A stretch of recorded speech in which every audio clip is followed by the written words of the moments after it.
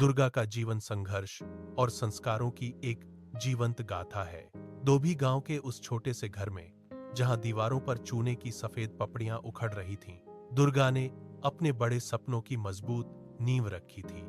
सुबह के ठीक 4 बजते ही, जब पूरा गांव गहरी और मीठी नींद में सोया होता था, दुर्गा का दिन पूरी ऊर्जा के साथ शुरू हो जाता।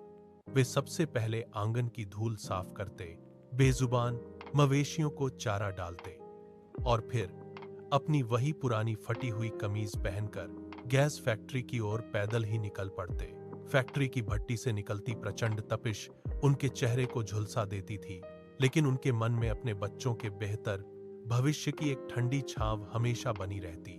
उनकी पत्नी मानवंती, जो इस घर की असली धुरी थीं, चूल्हे की राख और धुएं के बीच से सुनहरी उम्मीदें बुनती रहती। जब दुर्गा रात को बुरी तरह थककर घर लौटते, तो आराम करने के बजाय वे लालटेन की मध्यम रोशनी में गांव के गरीब बच्चों को गणित और हिंदी पढ़ाते। उनके लिए ज्ञान का असली अर्थ केवल अक्षर सीखना नहीं, बल्कि जीवन जीने का सही सलीका सीखना था। मनोज, उनका सबसे बड़ा बेटा, पिता की इस हाड़ तोड़ मेहनत को अपनी छोटी आंखों में चुपचाप कैद करता था। जब दुर्गा ने उसे उदयपुर के अच्छे स्कूल में भेजने का बड़ा निर्णय लिया, तो उन्होंने अपनी जीवन भर की बचत के आखिरी सिक्के भी दांव पर लगा दिए। मनोज ने भी पिता के इस महान त्याग को कभी व्यर्थ नहीं जाने दिया। वह साइकिल के पैडल मारते हुए अपने पिता के पसीने की गंध महसूस करता और स्कूल की ओर निकल पड़ता।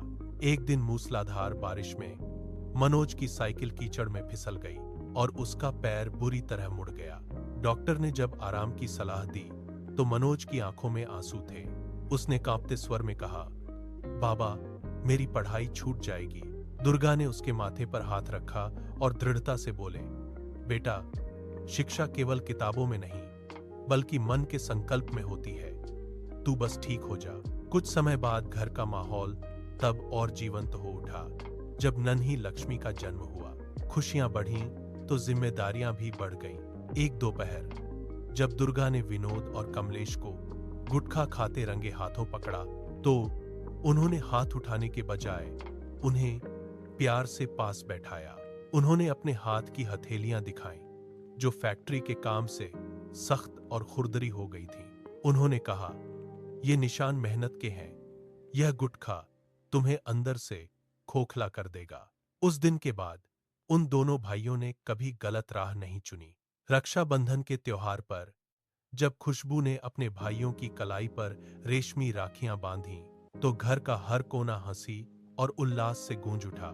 टीवी के सामने बैठकर गांव के लोगों का जमावड़ा, चाय की चुस्कियों के साथ होती चर्चाएं और छोटी मोटी नोकझोंक ही तो दुर्गा के परिवार की असली पूंजी थी।